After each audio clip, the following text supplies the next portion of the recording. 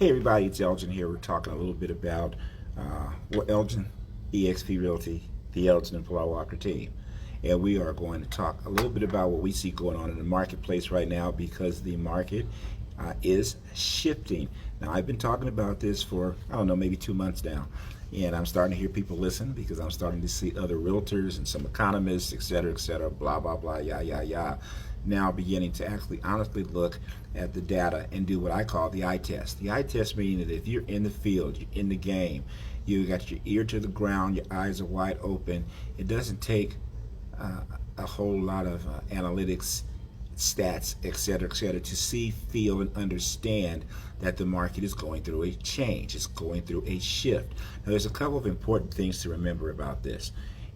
Real estate, and I'm talking right now in a macroeconomic, a macro vision type of a world, which means we're way up here, 40,000 feet high, looking at what's going on in the real estate market and what's going on in the real estate market and the economy. Micro brings us down to where we really get to real estate in a localized area, because what's happening in my area in the Santa Clarita, San Fernando, Los Angeles County areas may be different than what's going on in New York, Idaho, Michigan, areas like that. But there's one thing that is pretty for sure, is that if you do get certain types of shifts, the majority of everybody shifts to a degree. They just shift at different times and at different degrees, meaning that there will be an area that might be hit harder than others.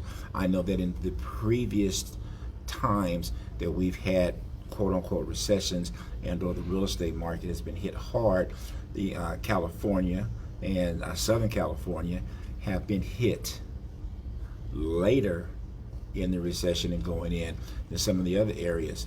And when the market has shifted and has become out of those situations, California has come out of them a little bit slower than others. A lot of that's due to our price range, our areas, and a whole bunch of other factors. That being said, you guys have probably noticed that the interest rates has steadily been rising, and the Federal Reserve, you've heard they come saying things like, oh, they're raising interest rates. You keep hearing them say things like rates are going up, you know, they're going to raise them 50 basis points, 75 basis points. This is the stuff that you hear, but do you understand what that means? More importantly, do you understand what it does not mean?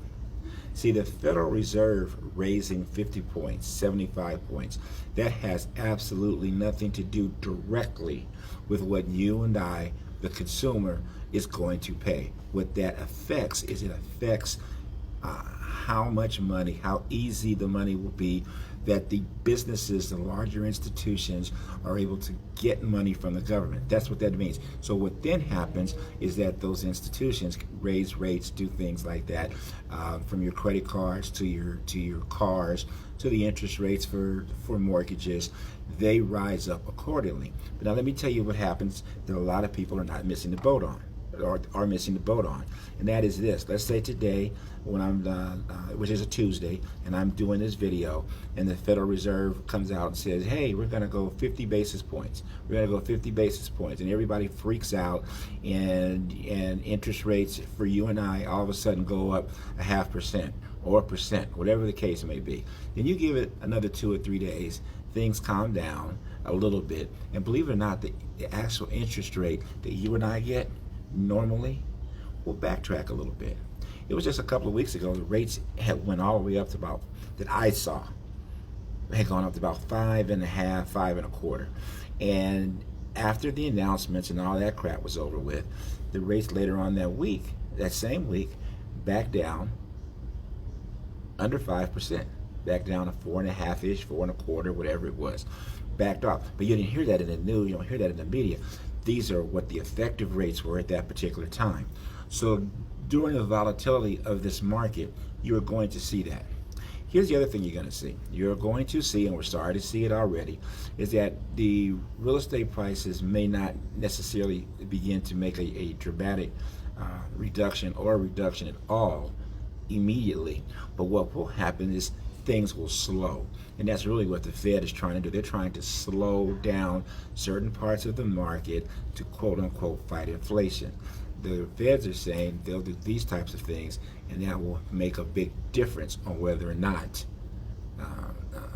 the things like our gas prices, our foods, blah blah blah, et cetera, continually rise the way they're currently rising. That's what that's for. That's what that means. That's what they're trying to do. All that being said, homes are still going to sell. Prices are not going to crash based upon what we have right now. But you know what? It's time to educate the sellers. It's time to tell the sellers and explain to them that their home may not sell in an hour and a half. It's also time to let them know that they may not get multiple offers, or they may not get like 20 offers. Maybe they get 2 offers. That pricing now is going to be more important. Staging and or how the property looks is going to be more important. That they may have to consider working with the buyers where they didn't have to do right now. Meaning this, I know a good friend of mine just had his offers accepted on a contingent basis. Some of you may say, what is a contingency? Because you haven't had to deal with that lately. Well, a contingency would be the sellers needing to sell a home first, be able to buy the home, and the people that they're buying the home from allowing them a certain time period to get their home sold. Or you may have situations where there were VA and FHA offers that sellers were not considering, which they probably should have been considering anyway. Now they are considering. We just had a VA transaction go forward and close, and I believe it was 20 days or so. Pilar handled that transaction, and I have to tell you, it was as smooth as it can be. And the VA buyers came out of pocket with very little money. For in a normal VA process, the seller did the things that they needed to do, and went very smoothly. So we're going to start entering a situation where there's going to be different opportunities in this marketplace.